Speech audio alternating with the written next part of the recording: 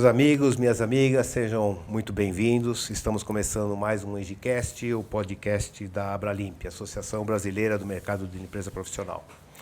Hoje nós vamos fazer uma edição especial. Tenho aqui na mesa o deputado Laércio de Oliveira, representante aí do estado de Sergipe, deputado federal, foi presidente da Federação Nacional das Empresas Prestadoras de Serviço de Limpeza e Conservação, a FEBRAC, da FEComércio e da CNC. Laércio, seja bem-vindo, é um prazer recebê-lo aqui no Sindipressing, né, nesse nosso estúdio. Vamos contar um pouquinho dessa história do setor de serviço. Pois é, muito bom, Ernesto Breze, encontrar você aqui hoje, agradecer a Abralimp o convite, dizer que é sempre bom encontrar os meus amigos, falar para o setor, esse setor que eu tenho o privilégio de ter usufruído da companhia deles durante todo o tempo que fui presidente da FEBRAC, as relações que nós produzimos para tornar a Abralimp parte de todo o processo de crescimento que a FEBRAC exerceu a partir daquele momento. Dizer que hoje, depois de 3 mandatos, concluindo agora, continuo sendo visto e me sinto orgulhoso do rótulo de ser o puro sangue do nosso setor. O legítimo representante do setor. Pois né? Voltar sempre à minha casa, que me gerou e que me fez deputado federal através da disposição, através do relacionamento com tanta gente boa como você. E ter o privilégio hoje de participar desse papo aqui é muito agradável, me deixa muito feliz. Tenho certeza que vale muito a pena. Não, com certeza. A gente queria saber um pouquinho, Laércio, a sua história, né? Antes de ser deputado. Como é que era a sua atividade? Eu sei que você é do setor. Eu sou do setor, né? Eu fui funcionário público, mas eu queria ser empresário. Mas eu venho da pirâmide, da base da pirâmide social. Eu costumo sempre dizer que eu já ganhei salário mínimo, andei de ônibus e comi de marmita. Então, hoje eu sou deputado federal pelo meu estado de Sergipe. Tenho enorme orgulho de ser deputado federal. Poder ajudar o meu país e o meu estado me deixa muito honrado. Sou empresário do setor de serviços desde 1983. A empresa vai fazer 39 anos. Então, atuo lá no estado de Sergipe, no Nordeste todo, em alguns estados brasileiros. A empresa hoje tem 5.000 funcionários, a gente atua em vários segmentos hoje, não só limpeza, mas segurança privada, monitoramento eletrônico, controle de pragas, administração de condomínios. Tem uma atividade voltada para o agronegócio, através de lojas que vendem produtos agropecuários. Foi uma diversificação do nosso negócio e exerço o mandato de deputado. Mas o meu orgulho e a minha origem mesmo é a faxina, como a gente dizia antigamente. Né? As pessoas se divertem, me perguntam qual é a minha profissão. Eu sou faxineiro. Nasci lá, foi lá que eu cresci. Foi dentro desse setor e das pessoas que fizeram a história, como eu, como você e como tantos outros que conviveram com a gente naquele tempo. Foi lá que eu cresci, foi lá que eu fui melhorando a minha condição de vida através da prestação de serviços.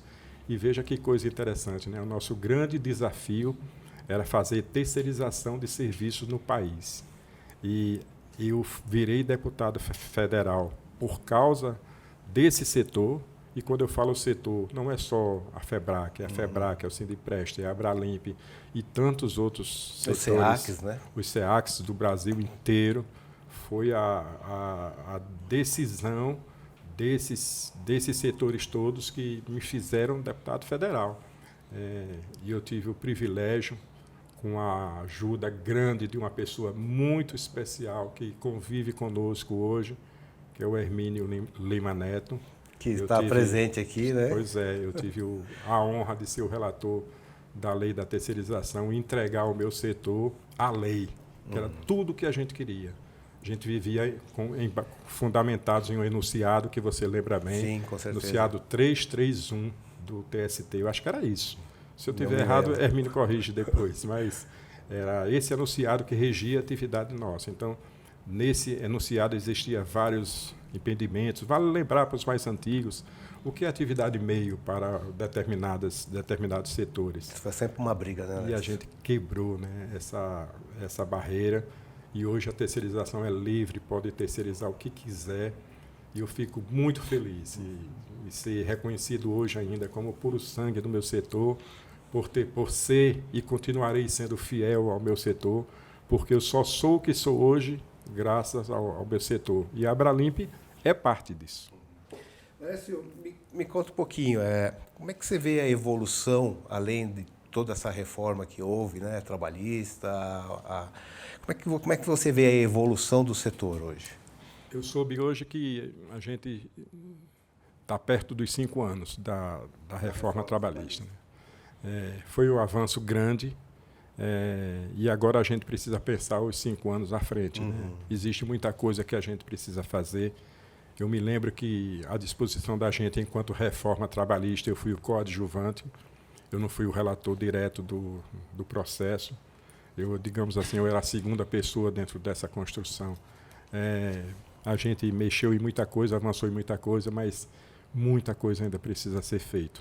E eu acho que nós temos e teremos, a partir do próximo ano, um ambiente propício para avançar nessas novas reformas. A gente precisa atravessar o processo eleitoral que virá agora nos próximos dias, mas eu tenho certeza absoluta que tudo vai dar certo e, a partir daí, a gente vai seguir para conseguir oferecer o conforto que o empresário precisa para ter as suas questões trabalhistas resolvidas diretamente com o empregado, sem a interferência do poder público, que é muito intensa, sem essas regras e essas interferências do próprio Ministério Público do Trabalho, da Justiça do Trabalho. A gente precisa criar um ambiente propício para que haja geração de emprego do jeito que o Brasil precisa. Então, reduzir consideravelmente o número de desempregados que existe no nosso país passa exatamente por um momento como esse, um momento de consciência desses setores que cercam e dificultam muito a relação dos empresários. Infelizmente, Ernesto, o empresário ainda dentro do ambiente político e dentro de um ambiente desses órgãos que regem e controlam através das leis e das normas as relações do trabalho no país, ainda existe uma descrença muito grande, mas que, na minha opinião, é um desrespeito aos empresários, porque somos nós, na condição de empresários, que fazemos todos os dias o país crescer, avançar, se desenvolver. A gente faz a melhor política social que existe, que é a política do emprego. E ser empregador hoje no país não é uma tarefa fácil. Então, nós temos um desafio enorme a superar. Avançamos bastante, mas muita coisa ainda precisa fazer. Os empresários também reclamam bastante da carga tributária, né, Lércio? Isso é um problema seríssimo, né? A gente não vai conseguir avançar na reforma. Eu conversava muito com um grande amigo do setor, que hoje faz um belíssimo trabalho à frente da Sebras, que é o João Diniz. E eu dizia sempre a ele, em um momento em diante, eu comecei a dizer a ele, João, a reforma não vai avançar. Por mais esforço que exista, e ele começou a participar de um projeto que chamava de Simplifica Já, e é muito interessante a proposta apresentada pelo Simplifica Já, mas quando não há vontade política e quando os interesses se conflitam com a base, e a base aí que eu chamo são os estados, é muito difícil avançar qualquer política. Então, acho que a gente precisa encontrar um novo modelo para que a gente tenha, de fato, uma reforma tributária que simplifique e que diminua, de alguma forma, com compensação ou não, a elevada carga tributária que recai sobre produtos, serviços e principalmente com referência mão de obra. Uma grande barreira para que a geração de emprego cada vez seja maior no Brasil, né, Lércio? Muito, muito. O volume de tributos que existe, né? A quantidade de encargos que recai sobre a folha impede consideravelmente o país de avançar e a gente ser pujante em geração de emprego. Acho que nós temos todas as condições. Nós temos principalmente, a principal delas, na minha opinião, ainda nós temos à disposição de brasileiros e brasileiras querendo investir, querendo ser empresários, querendo empreender, querendo gerar empregos. Mas, para isso, precisa superar esse desafio. Mas, infelizmente, nessa legislatura, na minha opinião, todas essas PECs que surgiram aí e todo esse esforço, infelizmente, vai ficar para uma nova legislatura. Que é a alteração do sistema tributário nacional, né? Isso é uma coisa que está em discussão e vamos ver se avança, né? A Frente Parlamentar do Movimento Brasil Competitivo, junto com o Movimento Brasil Competitivo, também lançou aí 12 compromissos para o Brasil mais competitivo, né? Crédito acessível, simplificação da carga tributária, educação profissional e tecnologia. Isso está muito ligado, né? Hoje a Abralimp, né? Ela sempre incentivou muito, né, a tecnologia, a capacitação das pessoas, a infraestrutura digital que está aí, né, disponível no setor, principalmente no setor de serviços, também está bastante disponível. Como é que você vê esses 12 compromissos lançados aí pela essa frente parlamentar e o MBC, né? Primeiro, eu faço parte da frente. Acho que o ponto de partida da nova reforma tributária que o país queira fazer tem que olhar esses 12 pontos abordados pela Frente Parlamentar do Brasil Competitivo.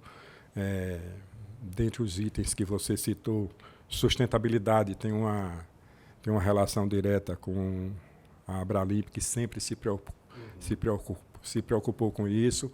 Muitas vezes as pessoas falam assim, não, em meio ambiente, preservar o meio ambiente, criar produtos que sejam compatíveis com o meio ambiente. Poxa vida, a Abralimp já fala disso há tanto tempo e já trabalhou fortemente junto aos produtos que chegavam. Antigamente, muitos produtos importados que vinham para o Brasil para serem utilizados pelas empresas. As máquinas, então sempre existiu um conceito aí que eu acho importante a Abralimp, porque ela sempre trabalhou dentro desse viés. É importante que a gente tenha produtos eficientes, cada vez melhores, que ofereça ao cliente e principalmente ao prestador de serviços uma qualidade para que ele apresente ao cliente final, né? Mas sempre, nunca perdeu esse viés de entender que nós vivemos em um mundo onde a gente precisa cuidar do meio ambiente para que ele devolva para a gente aquilo que a gente precisa. Então, eu acho que essa pauta é uma pauta muito interessante, ela aborda o crédito, a gente precisa do crédito também para poder avançar nos investimentos que a gente precisa fazer. Então, assim, é uma pauta muito interessante. Agora, assim, a gente sempre questiona, né? O empresário está sempre em busca de desenvolver novas tecnologias, cada vez aumentar, né, a produtividade, a eficiência do setor, capacitação da... Por que o Brasil não acompanha, né, o público, não o público político, mas por que não existe essa evolução, né, também de uma reforma? Por que você acha que isso não sai da teoria para a prática, Alessio? Tudo é uma vontade política. Eu costumo sempre dizer que todos nós somos movidos pela política.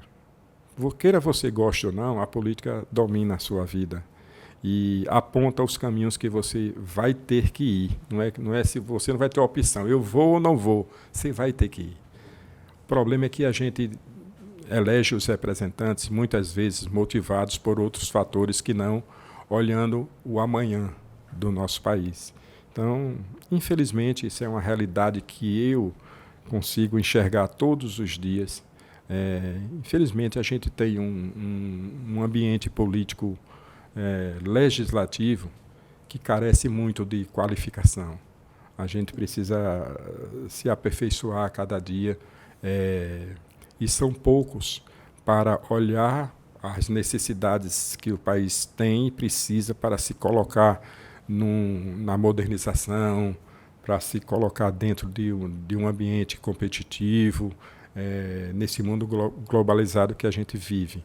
Mas isso tudo passa pela qualidade dos nossos representantes. Infelizmente, o que os estados têm entregue a Brasília, em termos de Congresso Nacional, é uma qualidade que está muito aquém daquilo que o Brasil precisa para que a gente consiga produzir uma reforma trabalhista, uma reforma tributária muito melhor, um programa de inovação, um programa de desenvolvimento, um programa que enxergue os gargalos que existem hoje dentro de todo esse ambiente de negócios do país e as soluções necessárias quando a gente coloca uma discussão qualificada.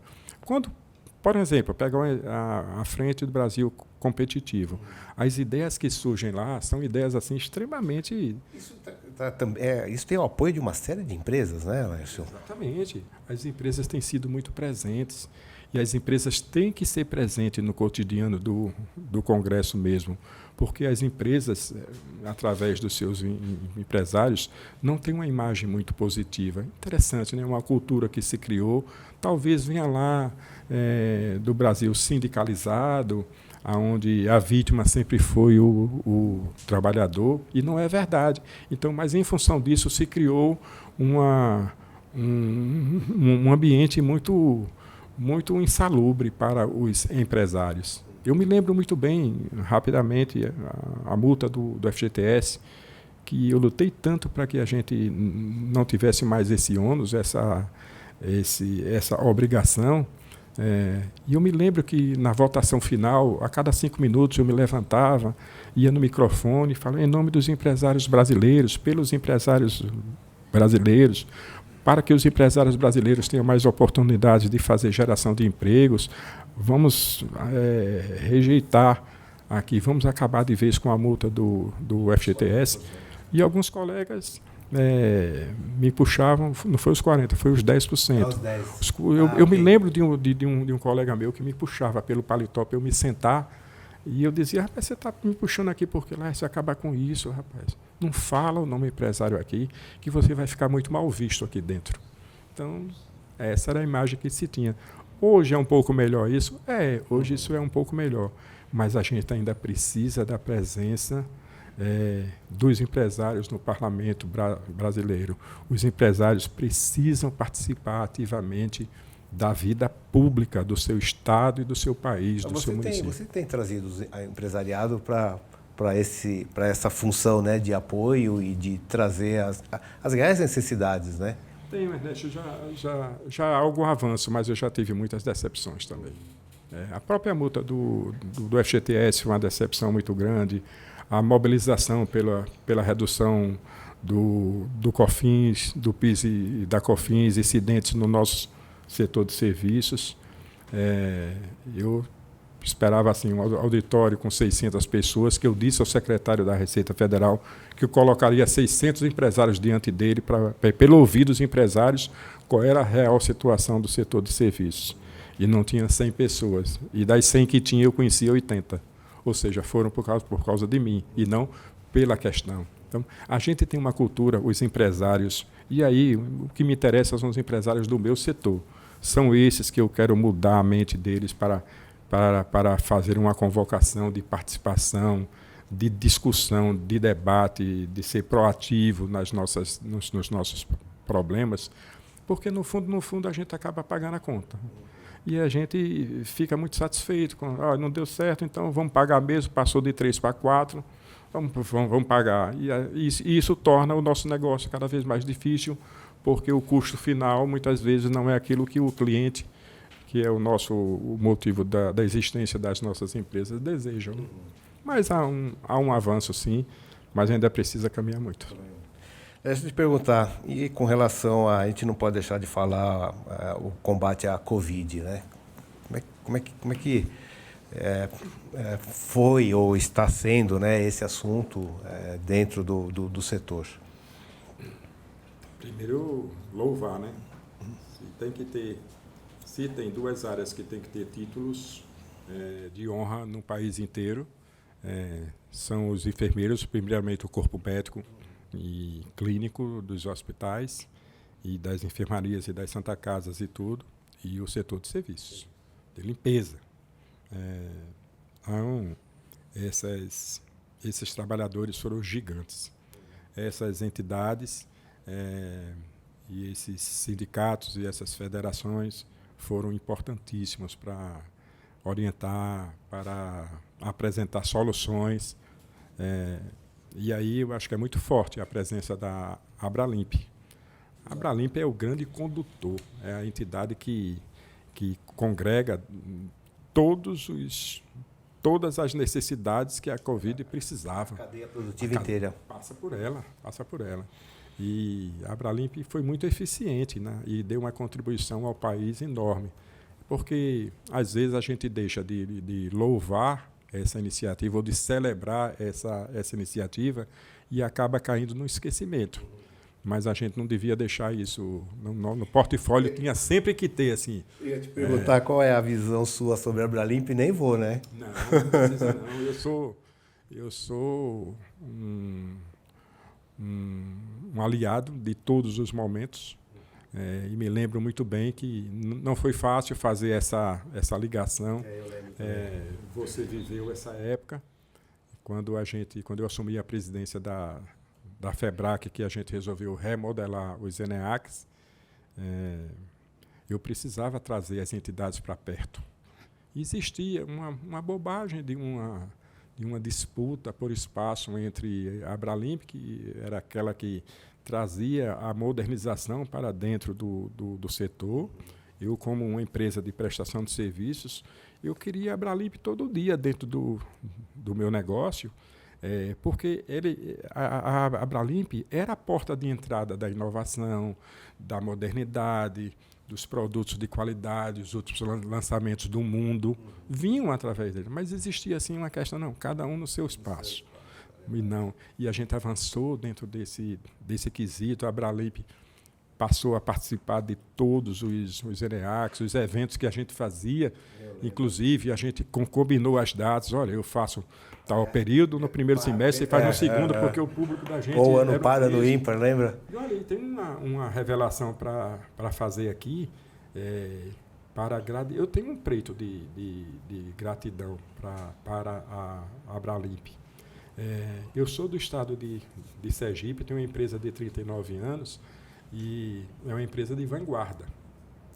A primeira, veja que fato interessante, talvez isso seja 1989, alguma coisa assim. Tá? O primeiro evento que eu participei sobre setor foi a Abralimp que promoveu aqui em São Paulo. Foi quando eu vim, talvez a primeira vez participar. Era na Avenida Rebouças, um localzinho lá, não me lembro bem onde era, mas foi lá. Acho que é Centro de Convenção Rebouças. Centro de Convenções Rebouças. E eu precisava fazer uma pergunta à pessoa. E eu estava super nervoso, eu mal conseguia ficar em pé, mas eu disse, eu tenho que ir, porque essa é a minha oportunidade. E eu me levantei e fui lá na frente, com muito esforço, com muito sacrifício, gaguejando, tremendo, mas eu fiz a pergunta que eu precisava. Então, assim, as portas do país para o setor de serviços, para mim, nasceu exatamente ali, naquele momento. E eu me lembro que a primeira enceradeira high speed que chegou em Sergipe fui eu que levei, porque a Abralimp foi que me mostrou. E isso fez uma diferença enorme para a minha empresa. E, certamente, a minha história, muita gente tem da importância da Abralimp na sua vida pessoal e na vida das suas empresas. O papo tá bom, mas o pessoal já está ali, sinalizando. Ainda bem que eu não estou olhando para ele. Queria agradecer a você, assim, de coração, em nome da Abralimp, de você ter dado essa oportunidade para nós, e gostaria das suas considerações finais. Primeiro, cumprimentar o presidente Ricardo, agradecer a ele a gentileza do convite de estar aqui com vocês, dizer que eu estou muito feliz em ver a Abralimp pujante do jeito que está, agradecer a oportunidade de rever você, Ernesto. Você é um dos ícones do setor de serviços. Obrigado. O tempo vai passando, né, e a gente vai entendendo quem são as pessoas de fato que são apaixonadas pelo que fazem, que deram a sua parcela de contribuição e hoje trabalham em outra área, mas sempre com a raiz muito ligada com o nosso setor, né? E quantas agruras e dificuldades a gente enfrentou com nossas empresas, mas o bom de tudo é que nós estamos aqui, né? Então, esse momento é um momento muito especial. Eu estou na porta de um processo eleitoral que se avizinha. Agora eu sou pré-candidato ao Senado da República e gostaria muito de pedir a ajuda de todos. O voto é em Sergipe, claro, mas todo mundo conhece uma pessoa que mora em Aracaju, em Sergipe, e a contribuição vem de todas as formas, pedindo às pessoas que conhecem, orando, rezando. As palavras de incentivo que eu recebo do meu setor são tantas. Veja, eu sou um puro sangue do setor, mas o setor nunca me abandonou. Então, assim, a gente só dá, na verdade, aquilo que a gente recebe. E esse momento é um momento muito feliz para isso. Vamos em frente. Muito obrigado. Valeu demais. Foi muito bom revê-lo. Parabéns, sucesso para você. Obrigado. Pessoal, agradeço aí ao Sindipres de novo por ceder o espaço, ao Laércio e à Abralimp. Até a próxima. Obrigado, pessoal. Tchau, gente. Tchau, tchau.